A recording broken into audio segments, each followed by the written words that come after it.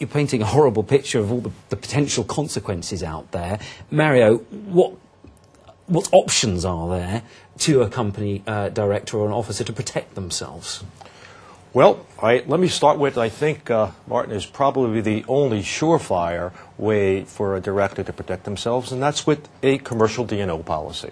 What the policy will do is, again, while the company that you can no longer depend upon to be there, particularly as you've just heard from Francis, is going to be tied up with many of its own problems to defend you and to be there for you, you need to have the coverage in place to defend you and to reimburse you for any obligations. That's important. But there's a catch. And the catch is that in some insurance companies are going through the same problems of some of these same companies we're talking about now. And what you need to do is to be assured, Martin, that that insurance company that you're purchasing that D&O policy from has a great balance sheet, has a very high security rating. You want to have one that it's going to be there when you need it most, when you have a claim. I don't know, Francis, you agree with that? No, I absolutely agree with that. And I think it goes a lot further, actually, than that. That's absolutely the starting point.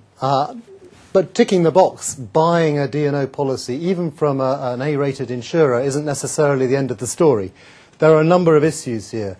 We haven't really talked about how bad it is in Australia. Kind of believe me, it is pretty bad in Australia. We can talk about that if the question's asked. But because it's so bad, and the D&O carriers know it's bad in Australia, one of the things that you're beginning to see in Australia now is insolvency exclusions coming in. Some of those are broad form, some of those are narrow form. Look out for them. Will we see them in other parts of the world? Maybe we will. Aren't they almost pointless if they have that kind of exclusion? Well, I guess an Australian D&O carrier would say it's a take it or leave it. We're not convinced by you that your company is absolutely safe. So if you want some D&O insurance, hey, these are the terms.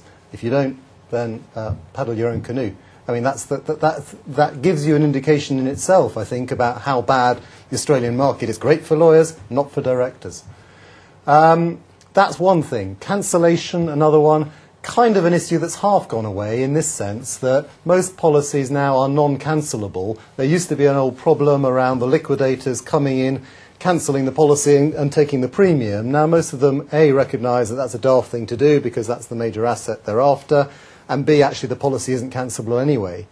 Mario mentioned the security of the carrier is important, and one sees now in these policies a downgrade clause that gives the insured the right to change carrier if they're not happy about the security rating of the carrier. What you sometimes see sort of coming through the back door there is a kind of sort of bilateral arrangement under which the insurer in certain circumstances can also shuffle off their responsibility. So look out for that too.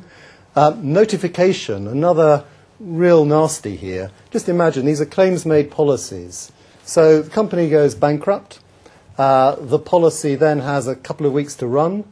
The D&Os are saying to themselves, hey, we need the protection of that policy, but actually there's no claim yet. What do we do? The liquidator, there's a kind of almost an unholy alliance here between the potential claimant, the liquidator, saying, we need that asset in the form of the D&O policy, and the Ds and Os are saying we need it to defend ourselves when the liquidators come against us. And the carrier is saying, well, is insolvency actually a notifiable event under the policy? Interesting issues there. We haven't really touched on the US. There's a whole body of learning around the problems in the US creating or regarding the D&O policy as an asset of the bankrupt estate. Mary, I'm sure you've come across this many times in the States. The controversy around whose policy is it, particularly where there's a side C element, an element for the entity. And there are ways around that. You can buy a side A only policy. You can have a clause in the policy that talks about the waiver of the automatic stay so that you've got an opportunity to argue as a director when you most need the cover that you can actually draw a bit of that cover down rather than the bankrupt estate saying, actually, we need that in case we get sued.